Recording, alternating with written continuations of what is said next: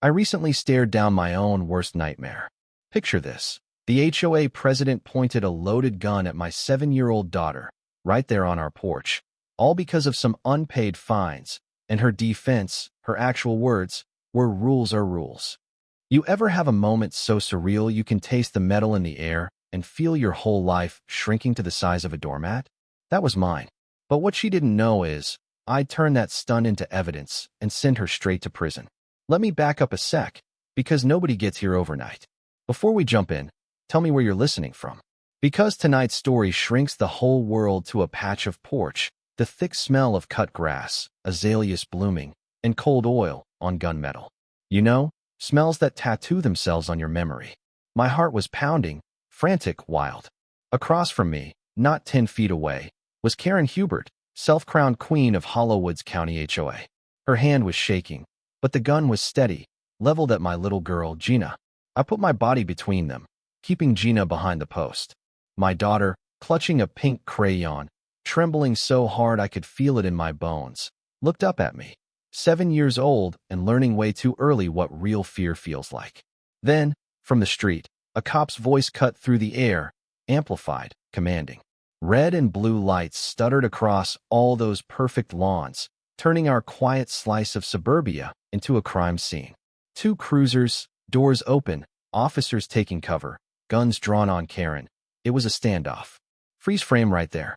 Tara, my wife, was inside, probably on the phone with 911, her voice calm and steady as always, even with the world burning down around us. Me? I was the guy between a gun and his kid, trying not to puke.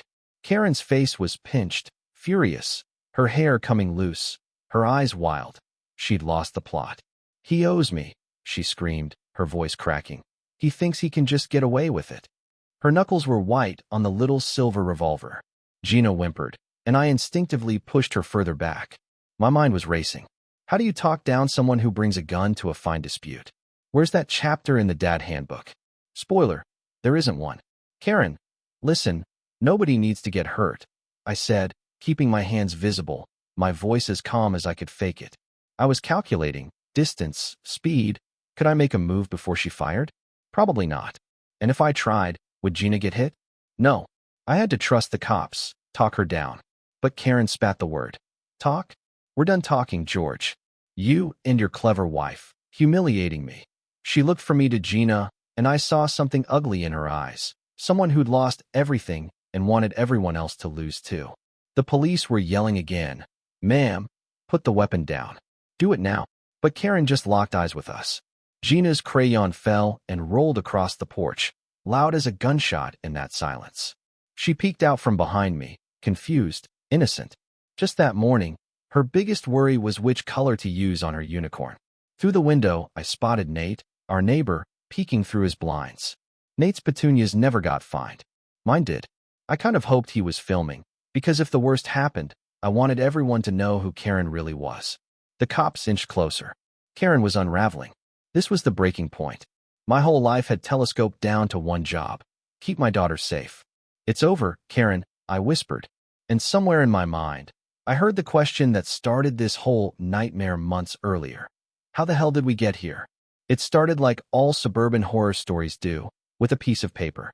Not a threat, not a lawsuit, just an envelope tucked under my windshield wiper.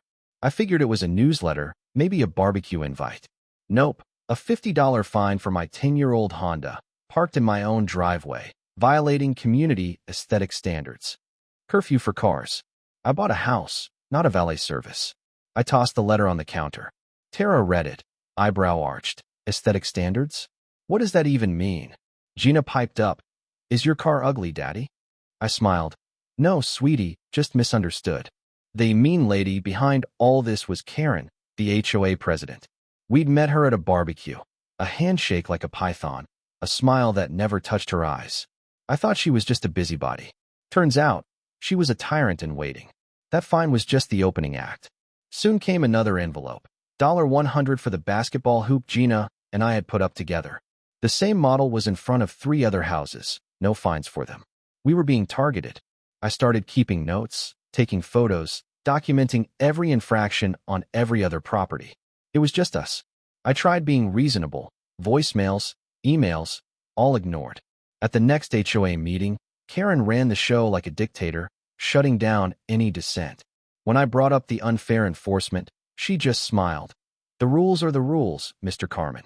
Maybe follow them, and we wouldn't have a problem. That's when I realized it wasn't about my car or the hoop. It was about power. Tara saw it too. That night, she dove into the HOA's public records, uncovering vague bylaws and ballooning fines. Where was the money going? The landscaping was patchy, the pool green, the clubhouse roof leaking. Then came the last straw. A certified letter, notice of intent to place a lien on our home for over $2,000 in fines and penalties. That was it. She wants a fight? She's got one, I said. Tara's eyes hardened. Let's find out where the money goes. We converted our spare room into a war room.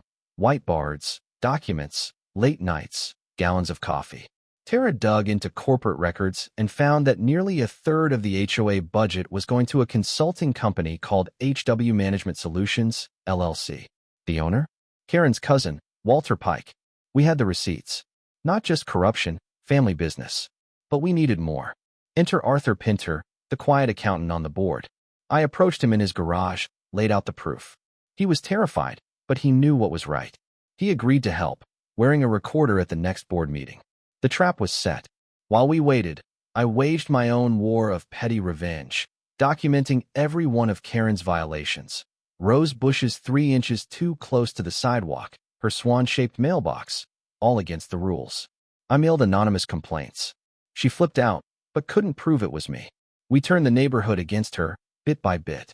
Planted gnomes with joke signs, sent out fake emails to identify her spies.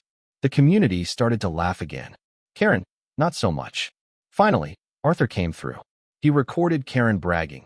It doesn't matter what legal fees cost. We'll always make it back on the liens. It was the smoking gun. We called a special HOA meeting, got the signatures, and prepared our case. The clubhouse was packed.